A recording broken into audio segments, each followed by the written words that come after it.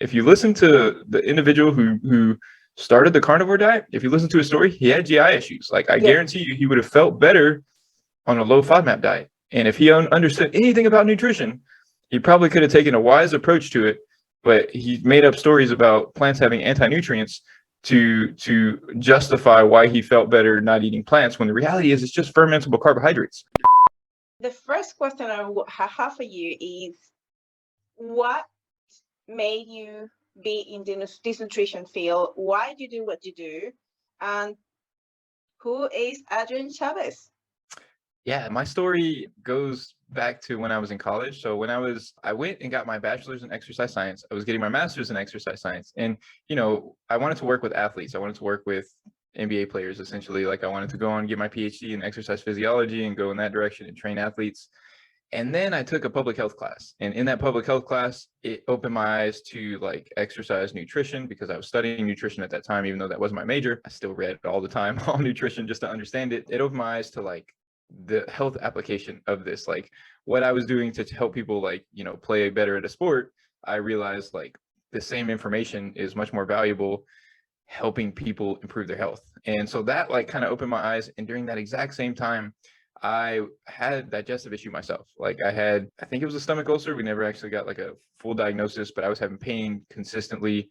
Went to the doctor, they put me on medication, it made it worse, sent me to a GI doc. He didn't really give me many options, and I was having to pay so much out of pocket because we don't have like private, or we don't have universal healthcare around here. So, and I asked like, does my diet have anything to do with that? Like I'm eating a high protein, quote unquote, like bodybuilder, healthy diet for a college kid for sure, but I wasn't eating many vegetables or any of that stuff. And the doctor said no. And of course, and I was like, this can't be true. So at that point, I started like reading about how to improve my symptoms. And within like 6 or 8 weeks, I felt pretty much better. Like most of my pain had gone away. I was eating, I was drinking like, a couple of scoops of whey protein a day, eating eggs in the morning, chicken at every meal, like, and I shifted that dramatically. I started taking like graduate school nutrition classes at that time, and then completely changed my diet. I went to like almost a plant-based, like mostly plant-based diet. Started looking at like, okay, what are the acidic foods? What are the things that are causing me pain? Let me get away from those. What are the things that may be able to help? Started like juicing and all this other stuff to see what would improve my symptoms. And 6 to 8 weeks later, I was like better. And so for me, I was like, wow, nutrition is so powerful. And number one, it's not being, most people don't know. And then number two, like from a healthcare standpoint, like there's actual diseases that can be improved with nutrition. And people are going down this route of taking medications and getting worse oftentimes. And like, I saw that as a big gap. Like I was like, okay, someone needs to help integrate nutrition into healthcare better. And I started reading all these papers and kind of understanding like, okay, well, the science is very young. It's difficult to actually get this into the healthcare setting. So like that started a mission for me of like, okay, I want to help people get access to evidence-based nutrition for whatever it is that they're dealing with, that where evidence-based nutrition can be helpful, which at this point, almost every health condition, we have a set of evidence that you can help with IBS, we can help with gastritis, you can help with, certain autoimmune diseases can be improved with nutrition. And so like, to me, that like sparked the mission of like, nutrition is really like a powerful form of medicine that isn't getting any type of, like, it's not getting utilized at all, and many people were not getting the opportunity to take advantage of the many benefits of this. And I wanted to help with that. So that's where, I had to go get a PhD to do that and do research, because that's where the gaps were, was the lack of research. So that's what led me to start applying for PhD programs. Got into Arizona State University, which was the only place I wanted to go because they were doing some research that I wanted to be involved in, and ended up creating some programs. When I was doing my PhD, my dissertation, I created a group-based program where we were teaching people about nutrition, individuals in low-income areas who were at high risk for like diabetes, metabolic disease. We recruited them, we brought them in. I ran like a class where they just came in every week. I was teaching them different topics about energy balance, about fiber, about micronutrients, that type of stuff, and made a big impact on their lives. Like some of those people I'm still connected with almost a decade later. And that was just like, I've been obsessed with it since then. Like that first experience, and then all the additional experiences from there, is just like, it's just so powerful and so valuable to be able to do this. Like, I'm so thankful that like this is my job. I get to help people improve their health. It's pretty cool. When you say you did a PhD, what was the actual PhD on, and what are you actually specialized now on? So my PhD was in nutrition and health promotion, and during my PhD, my research was all in insulin resistance, metabolic syndrome, cardiovascular disease, Yep. looking at like prevention and how do we incorporate preventative measures, number one, and how do we translate that research? So like we know what works. We know that people with type 2 diabetes need to make these changes. We know that people with high blood pressure, high cholesterol need to make these changes. How do we translate that to actual practice? Like how do we actually get people to do it in communities, in medical settings? Like that was my primary area of focus. Like first learning all the mechanisms and how all that works, and then all right, where are the barriers involved to getting people access to this stuff? Like how do we get this into people's hands? When I finished my PhD, I went and did a postdoc for a year, almost a year, in academia. Was just I didn't feel like I was having the impact that I could have online. I met people that were like had big businesses online, were reaching a lot of people, and they didn't know nutrition. Like I met people who ran some of the biggest podcasts the biggest podcast, in the world. Essentially, like I met multiple people because I was living in California, and that's where everyone is. And I met these people, and I'm like, wow, you're having like a massive impact in promoting like information that wasn't that accurate, and you don't really have a background. And so for me, I was like, I need to go in this route. I need to figure out how to put myself in a position to be impacting this amount of people with a more evidence-based message. So from there, I started running, like I came online, started running group programs, started creating content. I used to run a bunch of group programs, mostly focused with dads, where we're just, kind of bringing them in, just kind of the same stuff I was doing for my PhD dissertation, like helping people make healthy lifestyle changes. And then I ran into multiple people with like digestive issues, and I was like, eat more fiber, and giving the general recommendations of what to do for, quote unquote gut health. And they're like, when I eat more fiber, it hurts. Like my stomach pain gets worse. Like this isn't working for me. And that opened up a whole new world for me. So like my specialization before that, all I would research cardiovascular disease, metabolic disease, like how do we prevent those diseases? And then I got really into digestive health from there because I wanted to figure out how to help these people. Like I'm a bit naturally curious person. That's what leads someone to go get a PhD. And so I just dug into the literature. Like, what can I learn about IBS, about microbiome, about IBD? And that was about 7 years ago. That's pretty much all I've been studying since then. Like most of it, when I go into PubMed and start reading, like, which is all the time, like I read probably 10 or 15 hours a week, typically, if I can. Not every week I'm able to do that, but when I'm able to, I will. And for years, I was just reading on IBS, IBD. And so I helped a couple of people, and, they were in my group programs. They got a lot better. And then, so I started like focusing on IBS, and then started working with some people with IBD. And over the course of, the last several years, like all of my one-to-one work, like if I'm taking on a one-to-one client, which I don't, I take a small amount of one-to-one clients, but when I do, it's going to be someone with, a digestive issue that's really complicated, that they're probably not getting very good guidance with through their healthcare provider, because that's the area of research that I've been just in depth with for the last several years. So that's kind of my area of expertise now, if you will, when it comes to nutrition, is really the IBS, IBD, the digestive issues that really don't have a name. And we just have to kind of work through trial and error to help figure out, like, what do we need to do with nutrition? How can we, supplement, lifestyle, all of these things to help reduce those symptoms? Because those individuals, what I found was those individuals were really suffering quality of life wise. Like if you have severe IBS, it's going to affect your whole life. Like you might not be able to go out to eat. You may be, it will impact a whole person's life. And those individuals like really needed help, and they weren't getting help anywhere except for these programs on like these, generic, gut health reset type programs. And so that's where, I found that those are the individuals that I can really help the most. So that's where, my focus and area has been for the last several years. Okay. Tell me about gut health. So when we talk about this term, gut health is so vague, because obviously the gut is such a wide tube that goes from your mouth to your anus. When we talk about gut health, what are we referring to? What does that mean? Is it both the small and large intestine? Is it from the mouth to the anus? What is its gut health, and why are we focusing so much on these terms lately? And I think you already mentioned some of that, the importance of how much gut health impacts your quality of life. But this term lately has come more often in the headlines, and it's being brought up as a way to manipulate people to get into programs and buy stuff and detoxes and cleanses and that sort of things. And the connection with gut health and inflammation and stress and anti-nutrients and fiber, and it's just been so misutilized in the It has. context of health that I don't think we have much advocates to what gut health really means, and how can we improve or advocate for the right approach when it comes to gut health.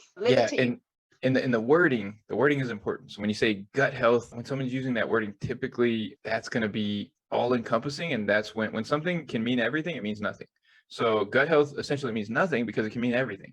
Like you said, it goes from the mouth to the anus. It could be esophageal disease. It could be gastritis. Could be small intestinal issues. Could be Crohn's, colitis. Like, so Correct. when I say digestive health, and when I say like that's my specialty, well, I'm always looking for, when I'm working with someone, I'm looking for specific disease, and I want them to have a good diagnosis, have a good understanding of what's going on, have worked with the doctor and gotten that information. Because if you just have these, I have poor gut health, that doesn't mean anything. If you're experiencing symptoms after your meal and you had a change in, bowel habits, then you're diagnosed with IBS if you go to the doctor and get that diagnosis. So, I would, caution against anyone who uses that term vaguely and provides recommendations for vague gut health, because that can mean so many things. It's like saying balance your hormones. Improve your gut health is the same thing as saying balance your hormones.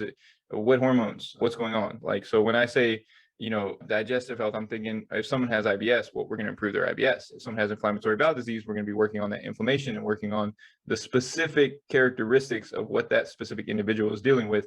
And sometimes people are going to have multiple things going on.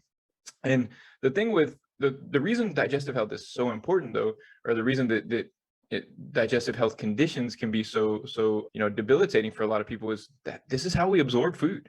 This is how we get our nutrients. So if you're not able to digest and absorb food properly, or it hurts every time, so you're only eating certain things, that can impact everything. That can lead to nutrient deficiencies. That can lead to a lot of stress, because every time you eat, you're scared because it may cause symptoms. And what ends up happening for many people over time is when they develop these digestive conditions like IBS or really like severe gastritis or GERD or anything like that, a lot of those individuals sometimes over time will start to modify their diet and avoid things and go on elimination diets and things like that, where they end up developing nutrient deficiencies, or even if they're just not absorbing their food properly because they don't have the right enzymes and things like that, that can be very problematic in so many different ways and can lead to other downstream issues. Like if you have, let's say, for example, you had, and I see this all the time, like people will have like IBS from a young age, and then after 10 or 15 years, now they start to develop autoimmune issues. And then they start to develop other issues because of nutrient deficiencies, because of chronic inflammation, because of microbiome imbalances. And these factors can contribute over time to other downstream issues, systemic problems, and other things like that. When I think about any case, when I see someone, I'm breaking it down into 5 pillars. And this is kind of what I do with anything, whether it's IBS or IBD, because typically there's a lot of overlap as well. So the 5 pillars that I look at are motility, digestive, like chemical digestion. So like acid in your stomach. Are you producing enough acid and pepsin in your stomach? Are you producing enough bile are you getting enough pancreatic enzymes? Like these things are important to break down your food. So those 2, so we have motility, we have the immune system, because most of our immune system is located within the gut. So if you have a hyperactive immune system, that can lead to hyperreactivity to certain foods and cause other problems as well. Then we're looking at the lining of the intestine. So like if you have damage to that for whatever reason, if you were taking non-steroidal anti-inflammatory drugs for a long period of time, like I was, that's how I developed my issues, is because I was taking NSAIDs for a long period of time, led to a breakdown of the lining of my intestines. I developed food sensitivities and all that stuff. And I had to get away from that. So when I look at those things, I'm looking at I'm breaking it down into those pillars and saying, okay, what are the things based on your clinical history, based on your symptoms, where are the areas where we can really move the needle? Like, is it that you might need some support with your chemical digestion? Sometimes that's necessary. Someone might have low stomach acid from chronic stress for a long period of time, and that can contribute to not digesting your food properly, feeling overfull, and so like like kind of going through clinical history and saying, okay, what would have broken the chain here? And then looking at symptoms and thinking, okay, what are those things that can be contributing to these different issues, is kind of how I break it down. But again, going back to what you said earlier, the way that it's been, marketers have taken advantage of this term and of this whole thing of quote unquote gut health. Is they know that when they say, do you have bad gut health, there's people who can fit a wide range of conditions, that'll encompass everybody. And then you can sell this generic program to everybody that's probably not going to work for most people. But if you just use the term gut health and you're not specific about it, that increases the market that you can market to, or that increases the number of people that you can market to. And that's why a lot of people use that. I would be very careful if anyone says, I have this program to improve gut health, like this Plexus and what's that other MLM that just Beachbody, where they launched this gut reset program. Like, that's BS. Like, if you're going to be working on IBS symptoms, or you're going to be working on, the bloating, the inflammation, there's certain things that you can work on that someone who's legitimate will be using different terminology, addressing very specific things, targeting, conditions, as opposed to all encompassing gut health. Because there's someone with gastritis needs a different approach than someone with ulcerative colitis needs a different approach than someone with diverticulitis and IBS. And all of those things are going to express themselves differently, are going to require completely different nutritional approaches for each of those. And that's where the whole gut health thing is just so, it can be so damaging for some people, because then they follow this program for gut health and this program for gut health, and none of them are actually addressing anything real. They're just, hey, let's give you everything and hope for the best. Let's give you probiotics and enzymes and all this stuff and put you on a restrictive diet, and best case scenario, you feel better. And most of my clients, most of anyone who comes to me, they've already seen like a naturopath and a functional medicine doctor, and they've been put on all these just generic elimination diet. It's always elimination diet, glutamine, enzymes, probiotics, and they just throw it all at them together and hope for the best. And some people feel better, they'll feel better, and then the person thinks, oh, I solved their gut issue. But the reality is that's not going to help 80% or more of individuals. And then the people that it does help, then they're stuck on an elimination diet. Like, and that's not the goal. The elimination diet is meant to identify the triggers and then reintroduce, so that you can avoid those triggers, or understand what those triggers are telling you. Because sometimes those triggers are telling you information about what's actually going on. Yeah. So if you're responding to certain things, those triggers can kind of, if you reintroduce, gluten, for example, and you have an issue with that, maybe you truly do have a sensitivity to gluten, or maybe you're celiac and you need to get that tested. But staying on an elimination diet without having a very good reason for it, and kind of getting stuck there is the area that I see a lot of people in. It just makes it restrictive and unsustainable. And at the end of the day, if it's not a complete diet, it can be short term, it could be beneficial, because it helps you identify what the triggers are, and at the same time it makes you feel better, so you can allow your body to have a little bit of a break, get some restoration, get some reduction in that inflammation. But at the same time, when you do that for a very long time, you will struggle to find the nutrients you need, the energy you need, and then there is another bunch of new symptoms that you get, maybe not from your gut, but now is very, very rough chronic inflammation, low energy, low performance, bad sleep, and then it kind of goes in different routes, and that affects your health anyways. And so what you were saying along those lines, oftentimes these elimination diets are worse for the gut as well. So like when someone goes on a low FODMAP diet, low FODMAP is you're taking away things that are fermented by your microbiome, and that's going to lead to lower diversity of your microbiome over time. And I've seen this where individuals will go on like a carnivore diet. Like I had one client that was like on a carnivore diet for a year, and he got way worse. Like, he felt better at first and then just completely destroyed his health over time. And I think a lot of people who go on these carnivore diets, they have GI issues, and that's why they feel better on them, and that's why they're doing them, and that's why they're attracted to them. And even the people who promote it, if you listen to the individual who started the carnivore diet, if you listen to his story, he had GI issues. Like, I guarantee you, he would have felt better on a low FODMAP diet. And if he understood anything about nutrition, he probably could have taken a wise approach to it. But he made up stories about plants having anti-nutrients to justify why he felt better not eating plants, when the reality is it's just fermentable carbohydrates. And I definitely, that's one that I probably want to make some content on soon, because I think a lot of people, they go on the carnivore diet and they're like, oh my God, this meat heals now. They start telling everyone the meat heals because they feel better. And the reality is they just went on an elimination diet and eliminated some things that we know to be a problem for individuals with the digestive issues that they had. And if they would have taken a wiser approach to it, they could have continued to include a lot of the foods that they eliminated and had the similar or exactly the same symptoms. And the issue with that is that people who are going to a carnivore diet, they're eliminating everything. So you're not really identifying what the problem is or the trigger is. So if you start reintroducing anything, you will get back to the same issues as you had before, because you didn't really have the time or the smart approach to identify what was the actual irritant or the trigger. So then if you do go back to a normal diet and you reintroduce everything at the same time, you might come back to the same issues. So it's kind of like you eliminate everything for the sake of feeling better, but you're not really taking the approach to identify what happened or what was happening to get you to where you were before, that you were feeling unwell with anything that you were eating, and you had a poor digestive health, and suddenly you're feeling good because there's nothing that you're eating, but at the same time it's not appropriate to continue on this diet for that many long time.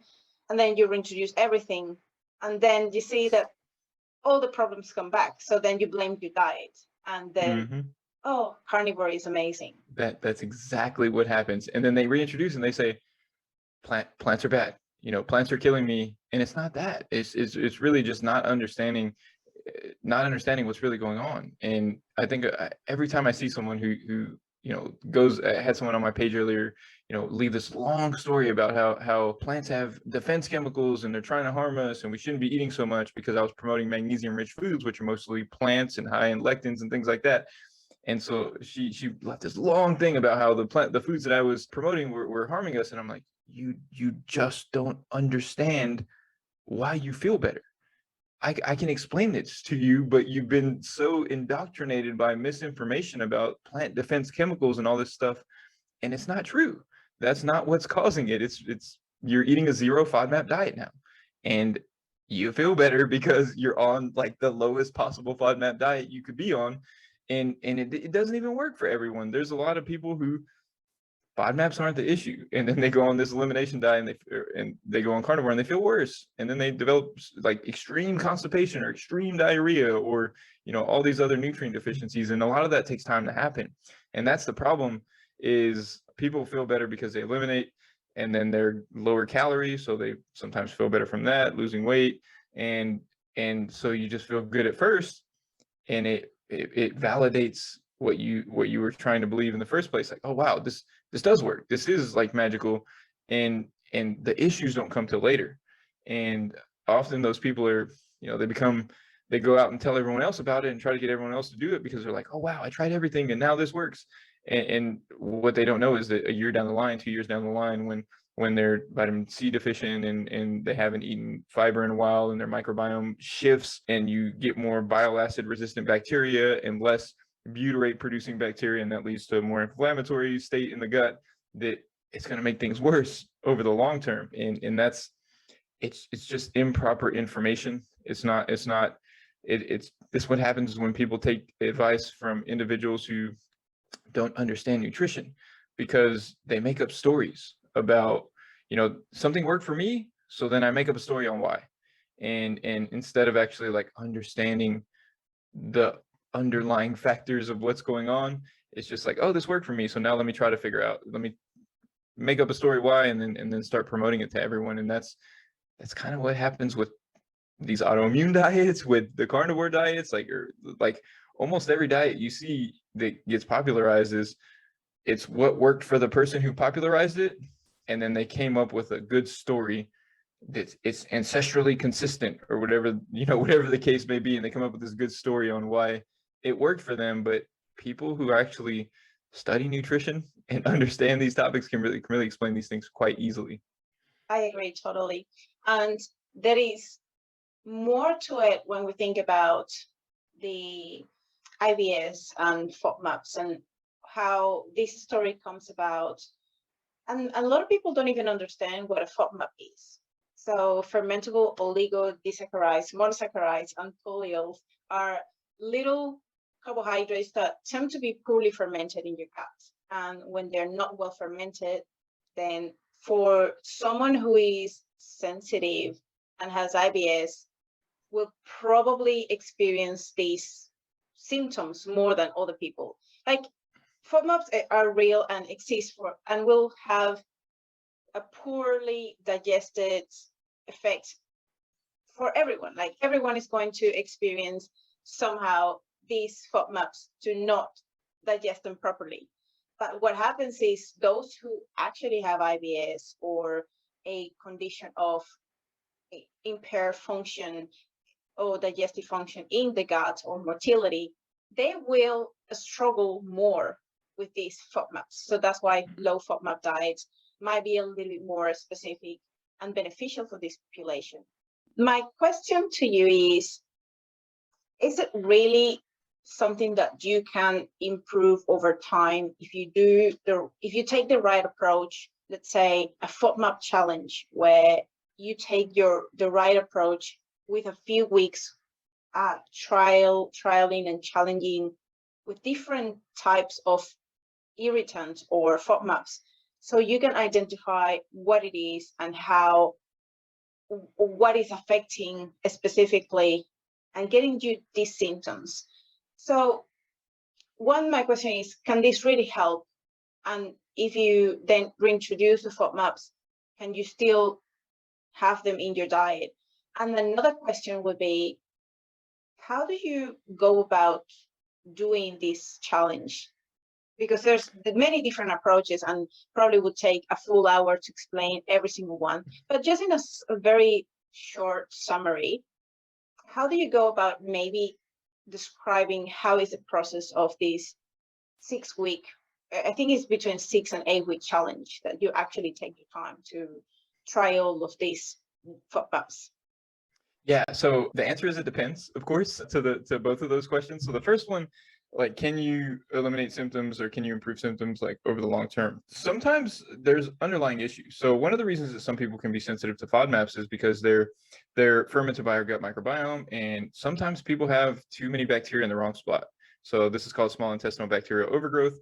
It's not in every person with IBS, but there's a percentage of individuals higher than the normal population. This isn't well characterized at this point, like this condition of SIBO. You hear a bunch of stuff about it online, but this so overrated. So yes, so overrated. I mean, it's misrepresented a lot online, but the reality is that individuals with IBS tend to be more likely to have that small intestinal bacterial overgrowth, and it could be for various reasons. It could be because I've seen cases where individuals had their gallbladder removed, and their gallbladder is what stores bile and helps to transport it from the liver into the small intestine, and the gallbladder is an antimicrobial. So if they had their gallbladder removed and then they couldn't digest fat for a long period of time, it's a really good indication that they're probably not producing enough bile, and they're not able to get enough bile into their small intestine. And so I've seen, like, I had one case specifically where she had her gallbladder removed. She developed, diarrhea every time she ate fatty meals. Then she started developing sensitivity to FODMAPs because she didn't have that enough bile for that antimicrobial effect. And then when she supplemented with bile and added it back in just with her meals, because for whatever reason she wasn't putting enough into her small intestine, completely went away, all of it. Like, and that was it. Like she came to me. We talked. We went through her history, and I was like, let's just try this. And can you supplement with bile? So you can use like So that you can use pancreatin, like, which is, you know, digestive enzymes, and you can use ox bile as well.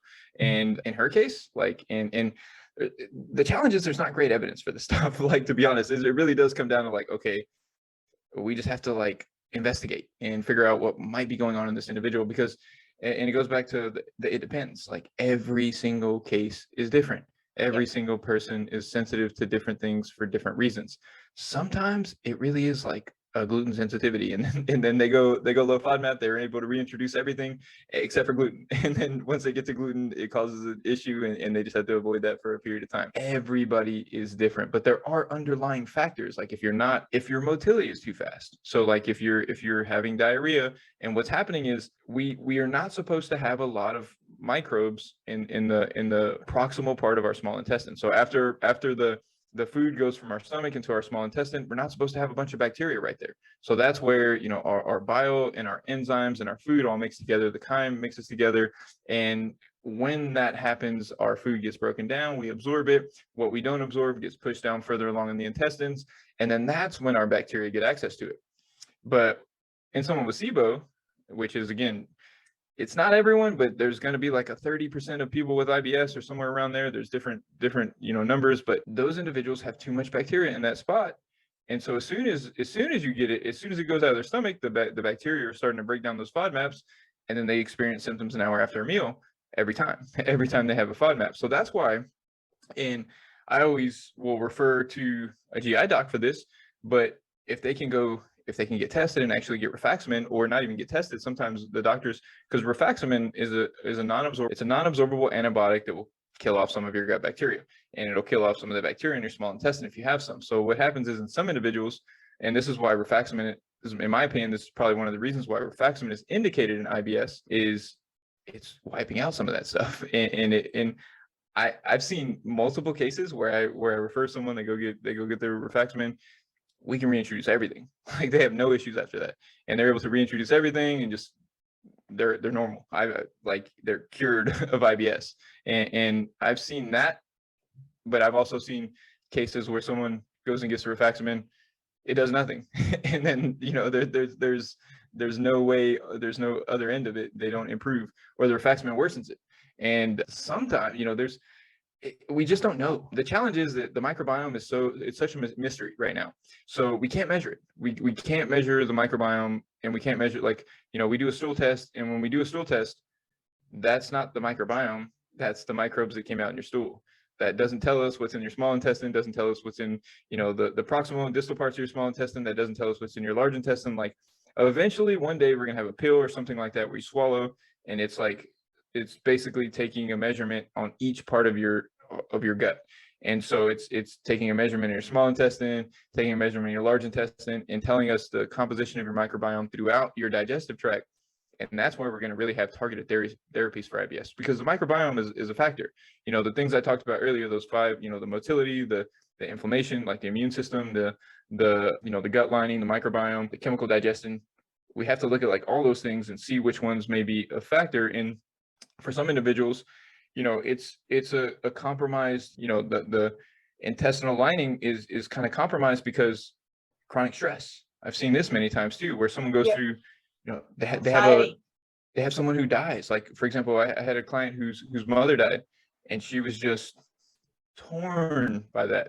And so after that, she comes to me, and, you know, she has horrible IBS at that point. And, you know, for that person, it's not SIBO, it's not rifaximin, it's not any of these things.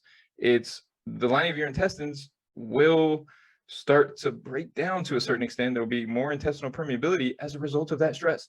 I've seen the same thing in people who exercise a lot.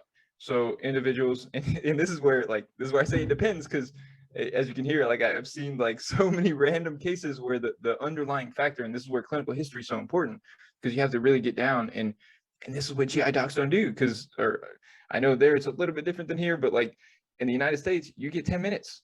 And they're not going through clinical history, talking to you about, you know, your stress levels, talking to you about your exercise. They're not talking about all this stuff. So, you know, I've had one client, or actually probably a couple of clients at this point, but one recently who, she's a runner, and she trains hard, and she was going through school, and she just had, you know, lots of stress from both mental and emotional from school and all that. And she was going through a really hard program. And then she was just training really hard on top of that.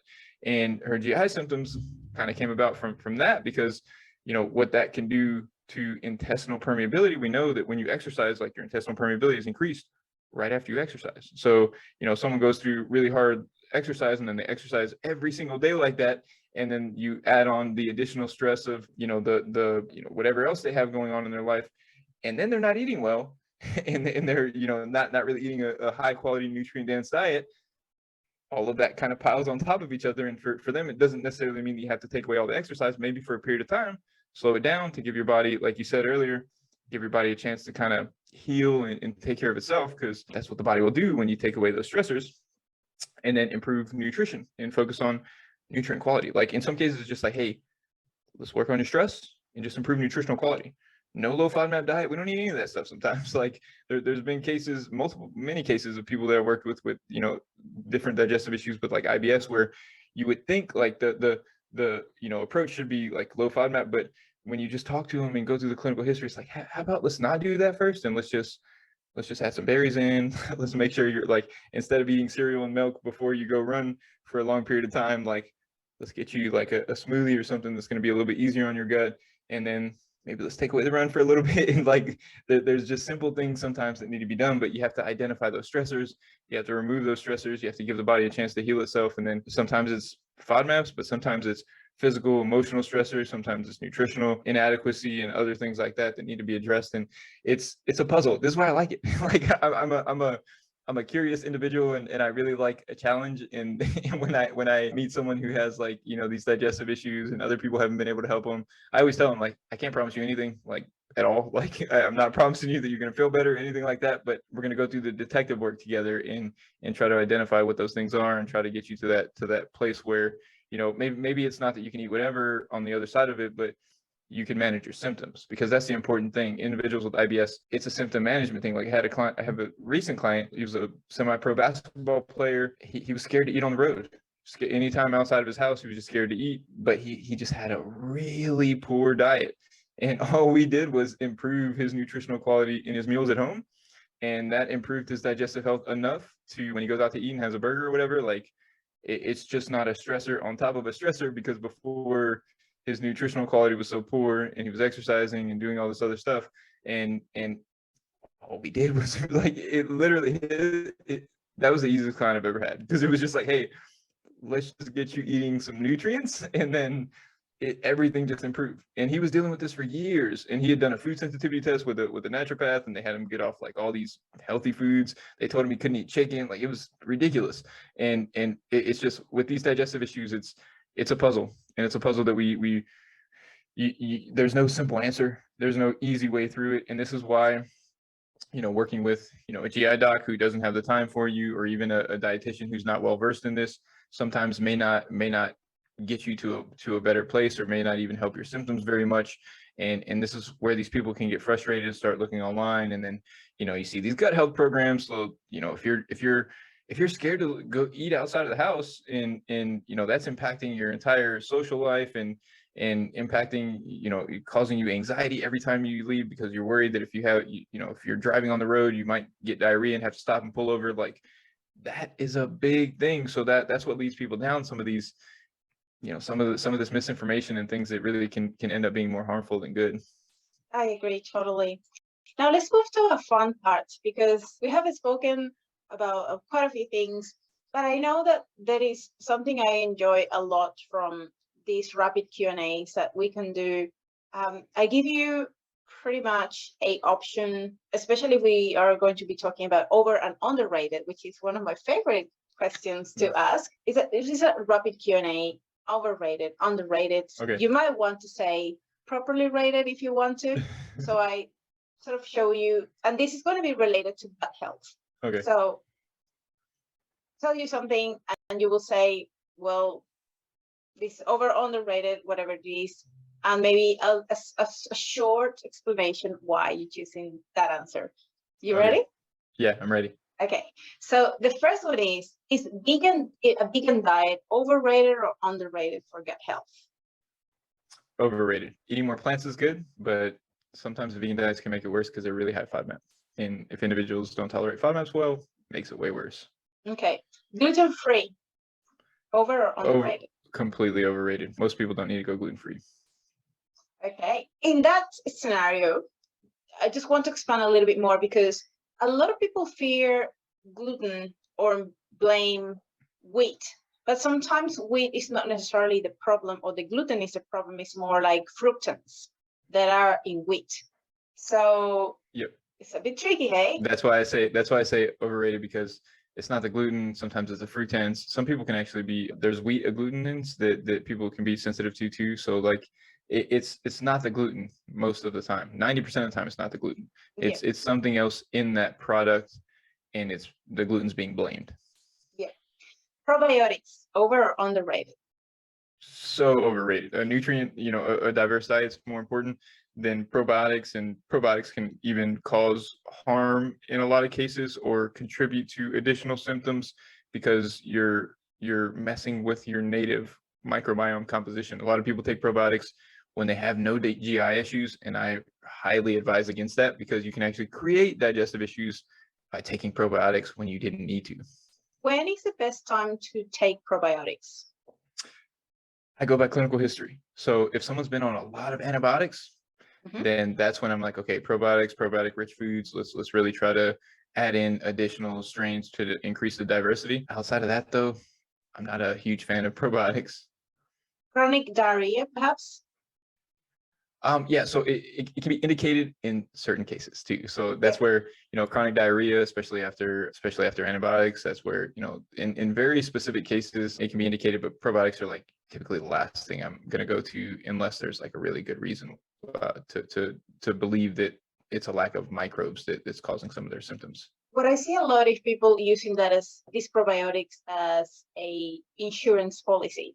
So they go and they have a very, very poor diet, and they take multivitamins and probiotics to sort of compensate for what they're not getting from the diet. Have you seen this a lot?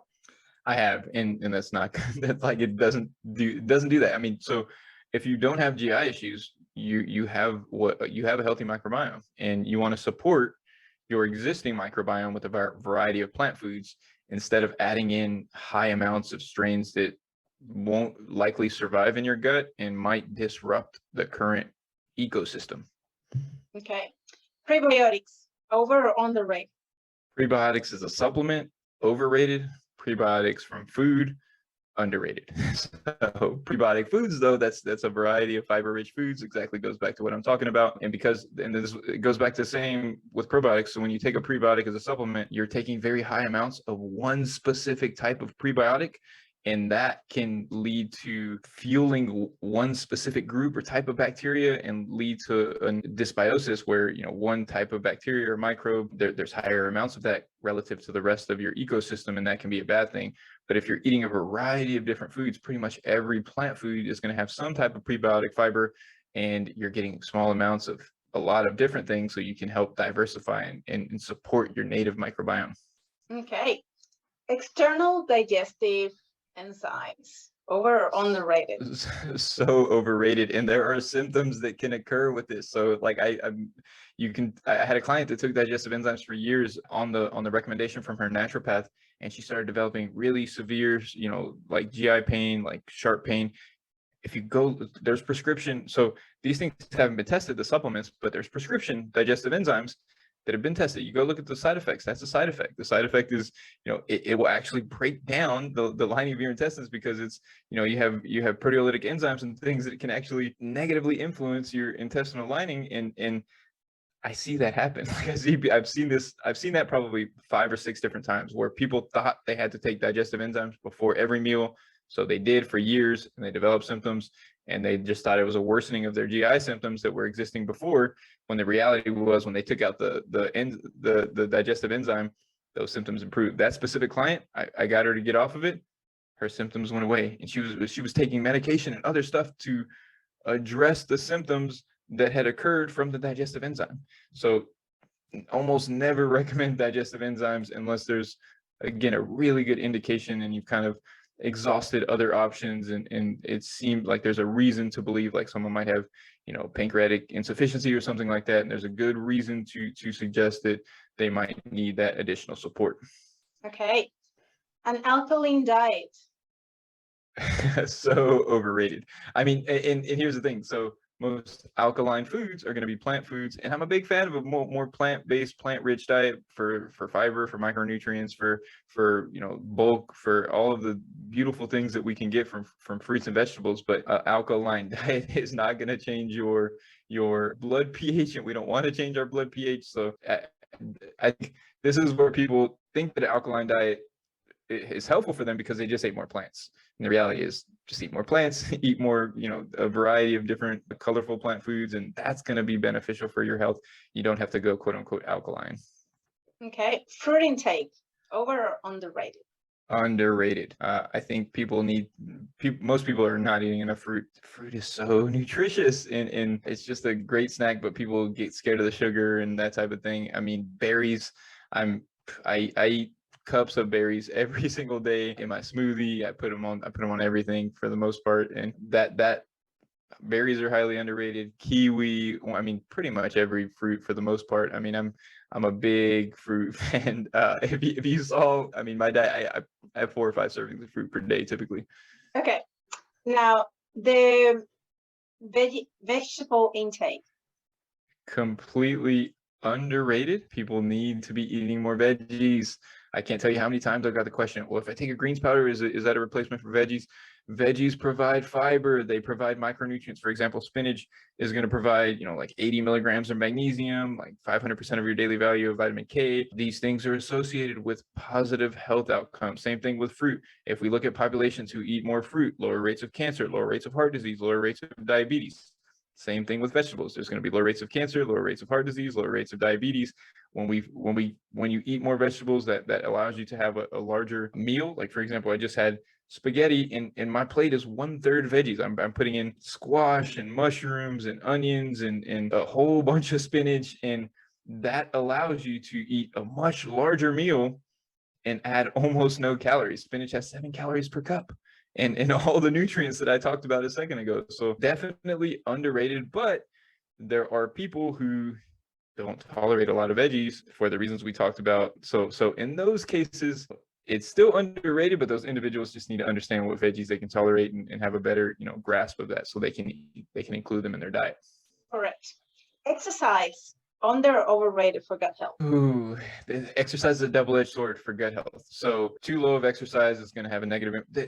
There was a study that showed that lack of exercise, like compared to individuals who exercise, people who didn't exercise had like a less, what would appear to be a less healthy microbiome. And then there's also studies that show that when people engage in exercise, like intervention trials, it changes the composition of the gut microbiome in a positive way. Like, this is crazy. I don't even understand how this works. Like, when I read stuff like that, it just blows my mind. But, exercise pretty much benefits everything. But exercise can be a double-edged sword, because if you do too much, then, like we talked about earlier, it can compromise the integrity of the increased intestinal permeability and things like that. So we want to make sure that we're getting the right amount of exercise for us in our specific life and lifestyle and stress. And exercise is a stress. So we want to make sure that stress is controlled and doesn't really put us over the edge, in terms of, like, if you're highly stressed and you have a really difficult job and your kids are, you have kids and you have so much going on, and then you try to do crazy exercises on top of that, it's probably going to have a negative effect. So exercise just has to be, we have to listen to our body. And this is the thing that a lot of people don't do a good job doing is, even myself, like I train really hard most of the time, but there are times where there's stuff going on in my life where I'm going to back down. And I know that if I don't, it's going to have a negative impact on my health and recovery. And it's just going to really make everything worse. So exercise is definitely a double-edged sword. It's underrated by some, overrated by others. My last question on this rapid Q&A is sleep.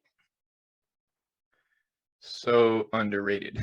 I can't tell you how many clients I work with where that's a big factor. Just poor sleep quality, poor sleep habits, sleep schedules off, and that can impact digestive health, but also cravings, desire to exercise.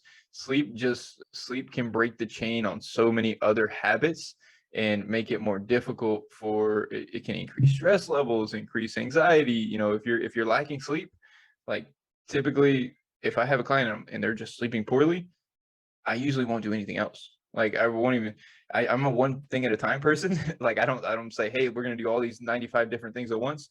When someone comes to me and they're like, hey, you know, we start working together, and if they're sleeping really poorly and they just have a bad schedule and they're not sleeping enough, we won't even really touch on diet or exercise or any of that stuff. Typically, I'll be like, okay, for the next couple of weeks, let's focus on sleep and see where your symptoms are once you're sleeping well, because maybe they go away just from that.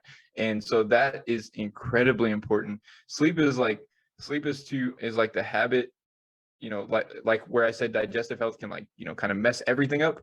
Sleep is the same thing with habits. Like if you're not sleeping and you're not having high quality sleep, it can really impact metabolism, everything. And people don't realize it until you have someone else tell you oftentimes, because you know, I'll tell someone and they're like, oh wow, you know, so obvious. Like I should have known that. But you know, sometimes you're looking for another answer, and it's usually simpler than we make it out to be, because we get into our own heads and think like, oh well, there's going to be some, you know, some really complicated magical answer. And sometimes it's really like you're exercising too much, you're not sleeping enough, and you just need better nutritional quality. And then we do those things, and a lot of those symptoms can improve.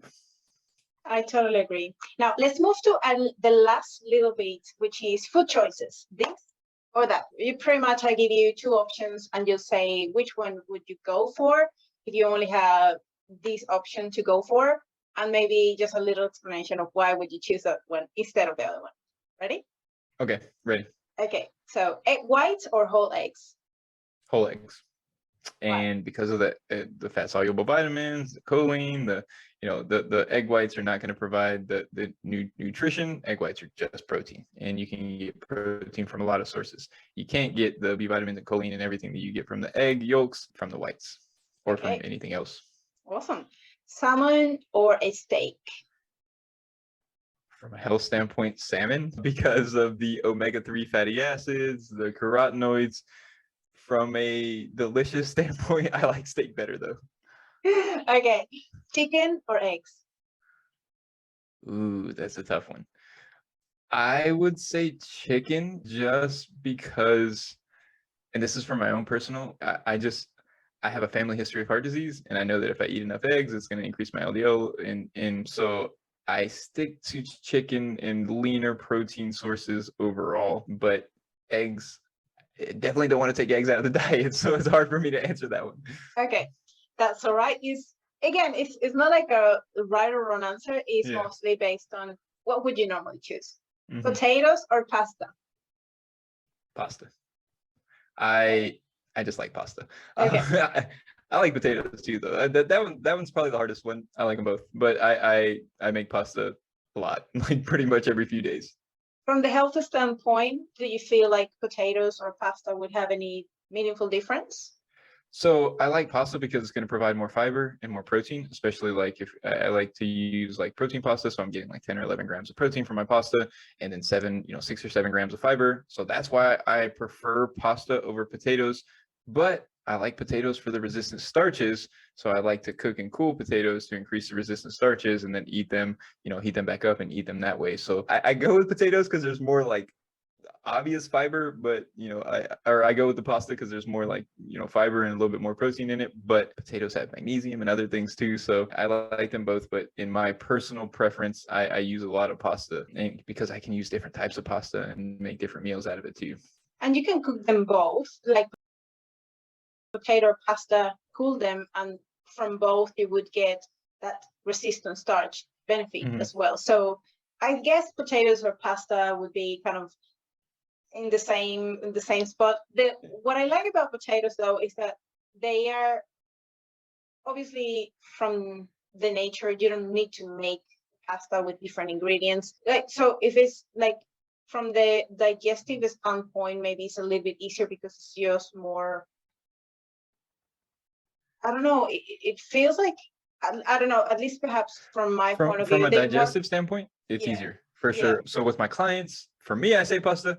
With clients with GI issues, we're going potatoes all the time over pasta, because of the fact that there's less fiber. We don't have to worry about gluten if that is a factor. And so those are the reason, like potatoes are easier to digest as long as you take out the skin. Sometimes the skin can be a problem for some people too, but potatoes are easier to digest on a And more filling. They are general very standpoint. Oh yeah. filling. Yeah, I like to make a meal, and I made it just a couple of days ago. I cook potatoes, either bake them or put them in the microwave to make it easier, and then just top it with like veggies and chicken and barbecue sauce, and and I'm so full when I eat that. It's like 600 calories, you know. All right. Soft cheese or aged cheese? Ooh, I just prefer soft cheese by the taste, but aged cheese from a digestive standpoint is going to be easier because it has lower amounts of lactose. So that's typically when we go reintroduction, we're going to go harder cheeses because the lactose is lower. Okay. Natural sweeteners or artificial sweeteners? Artificial sweeteners from a weight and energy balance standpoint, natural sweeteners from a digestive standpoint, the artificial, it depends on what artificial sweeteners you're talking about, because, or I'm thinking more like kind of along the lines of like sugar alcohols and things like that, but it really depends, because some individuals can really have a negative reaction to the fructose, and then other individuals can have a negative reaction to artificial sweeteners. So that one really depends on what it, if we're taking in honey, I like honey as a natural sweetener, but then, if someone's not tolerating fructose well, and they can tolerate artificial sweeteners, then definitely go that direction. Okay. Cow's milk or soy milk? Cow's milk. It's more nutritious overall, but again, so there's nothing wrong with soy milk. The soy milk it's not going to have a lactose, so sometimes people can tolerate that a little bit better. And soy milk is going to have some protein, going to have calcium, it's going to have a lot of the same components, but overall, I'd say cow's milk is more nutritious. But if someone can't tolerate lactose, or there's also a percentage of people who have cow's milk protein allergy that will do better with soy milk as well. Okay, last one here, speaking one, because I have a few more, but I want to respect your time. So cooked vegetables or raw veggies? All of these it depends, because with many digestive health clients, they can't really tolerate raw veggies well because they're just harder to digest. And so when we cook things, it's kind of like it breaks down those cell walls a little bit, so we can digest it. It's easier to break down and digest. So with like most of my GI clients, we're going mostly cooked at first if they can't tolerate some of the raw, but I prefer a combination of both if it's tolerable. But oftentimes the cooked veggies tend to be a little bit more easy to tolerate, like, and specifically things like broccoli and those veggies that are just tougher and people really have to chew them. Those tend to be a little bit easier, especially with individuals with like inflammatory bowel disease and things like that. Like softened veggies are really, really much easier for them oftentimes to digest. Vegetables, fruit, or if you have to choose one? Fruit for me. If I have to choose one, it's going to be fruit, just because it's delicious. There's so many different types of yummy fruit, and they're rich in micronutrients. It's rich. Well, that's all the questions I had for you today. I loved having you on and having a chat with you. Is there anything or any place where you like the audience to look up for you or search anything, or do you have any future projects? Yeah, so if you are interested, if you like the content that we discussed right now, I highly recommend following me on Instagram. That's where I'm most active. My handle is at dr.adrian.chavez, and you can find me there. I do a lot of posts there. I'm pretty active there, really working on kind of building my audience and trying to impact more people, because like we said earlier, like I just more people need access to quality evidence-based nutrition, and my goal is to really break through the noise as much as I can and really help people get access to that. And Instagram is a way to offer that for free, where some the people that don't work with me, they can still see the content, still kind of learn from me. And I'm a teacher at heart. I got my PhD. I was teaching classes. I wanted to teach at the university, so I love teaching and getting on there and teaching about different topics. So definitely follow me over there. Awesome.